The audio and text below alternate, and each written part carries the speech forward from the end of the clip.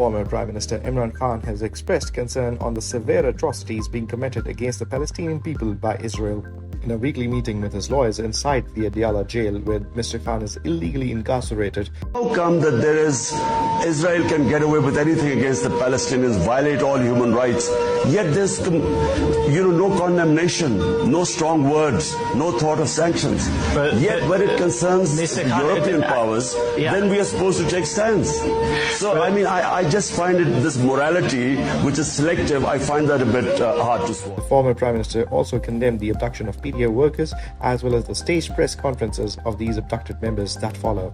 Mr. Khan, who was in high spirits despite being held in a dingy cell, condemned the violations of fundamental rights of PTA members who are being targeted for their loyalty to Mr. Khan.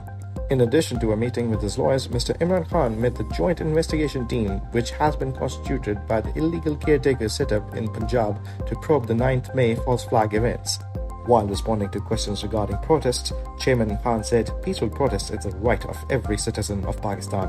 The manner in which I was abducted from inside the Islamabad High Court premises, where the windows of the room were smashed, people came out to protest peacefully. I never told anyone to riot. This has never been the PTA policy. In our 27 years of struggle, we have never even harmed a tree. There were women and children in the protests. Were they going to commit arson and riot? I demand a judicial commission investigate these events because the police are investigating these events and they are the ones making the decisions. We are not being heard. Once we are heard, the truth will come out."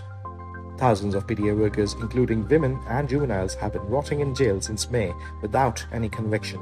Many have even been granted bail, but the cruel fascist regime has refused to release them. Former Speaker of the National Assembly and a senior member of Imran Khan's Pakistan Tehreek-e-Insaf was abducted from his residence in Islamabad late Friday night.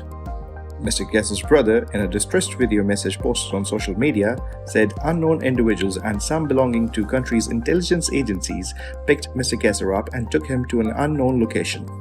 On Saturday, after several hours in an unknown location, the police presented Mr. Kaisar in a local court and said he was under arrest in an alleged corruption case. The Sessions Court sent Mr. Kaisar on judicial remand. Dozens of PTA members have been arrested by the authorities and only the members who defect from the party publicly are released. Pakistan is once again facing rise of terrorism as the country approaches general elections. A Pakistani Air Force base was attacked by terrorists early Saturday morning in one of the country's biggest intelligence and security failures. Terrorists were able to infiltrate the highly guarded base and damage aircraft, according to the country's military media wing ISPR. A new militant group called the Tehreek-e-Jihad Pakistan claimed the responsibility for plotting the attack.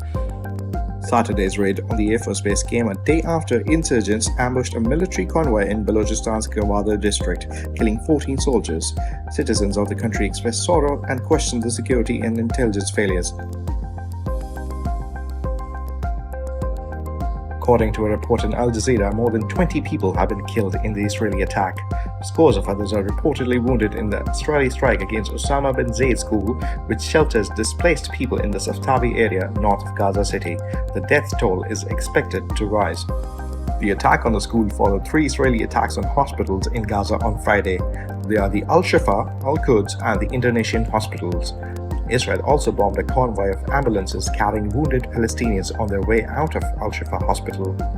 Israel has thus far killed over 9,227 Palestinians in Gaza, including nearly 3,826 children and 2,045 women, and wounded more than 23,516. Palestinian Ministry of Health reports and international organizations say that the majority of those killed and wounded are women and children.